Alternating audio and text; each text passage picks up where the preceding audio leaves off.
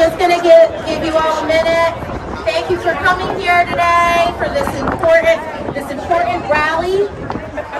My name is McCalla. I am the Policy and Advocacy Program Director for the Women's Fund. I am also an elected official for the city of Newport. I am also a mother and one who stands in solidarity today to ensure that this rally is successful and to also stand in solidarity with our community. We are just also grateful for all the lawmakers who are here today to stand in solidarity with the Rhode Island Coalition of Gun Violence. Before I get started, I'd like to introduce Sydney, who is the president of the Rhode Island Coalition Against Gun Violence.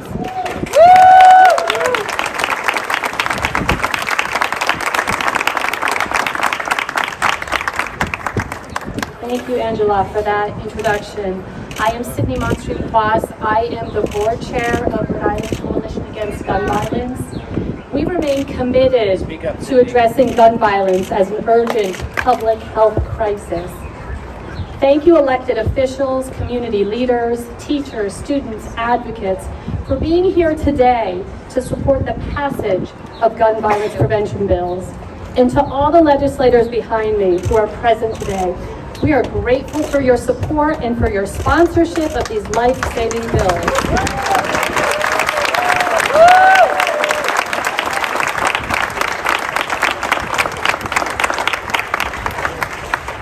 And I hope you all have heard that just today, we heard that the Speaker and Senate President are committed to passing meaningful gun reform legislation this session.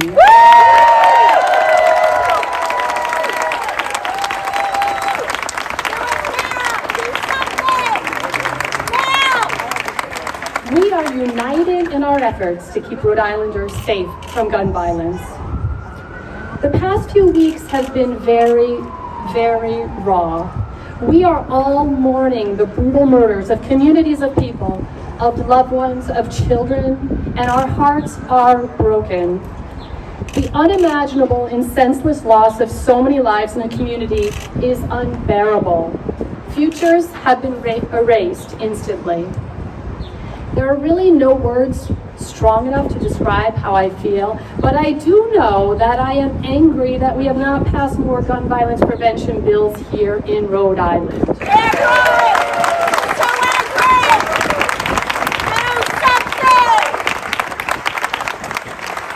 Too many of us here today have experienced gun violence in our families and in our communities.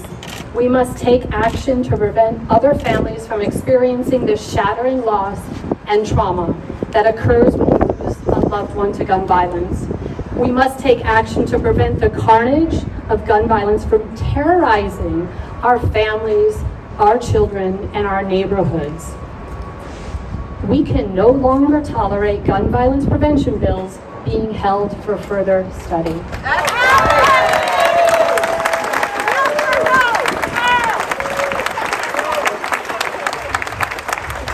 When they are held for further study, they're being held for further violent trauma, held for further carnage, held for further murders, held for further suicides by gun, You're right. No held more. for further funerals. That's it.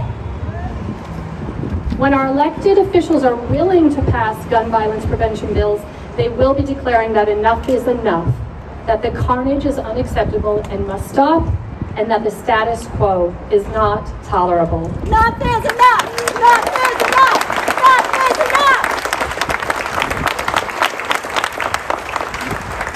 But today, I have hope to be here with so many legislators, including my senator, who is chair of the Senate Judiciary Committee and the lead sponsor of the High Capacity Magazine ban, is very hopeful.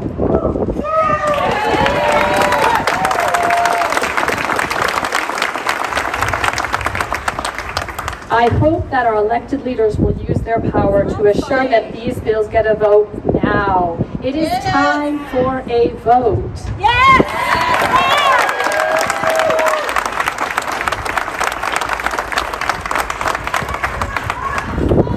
We are continuously mourning for so many cherished people lost to gun violence. So please join me in a moment of silence as we grieve for and honor those people whose lives have been cut short due to gun violence.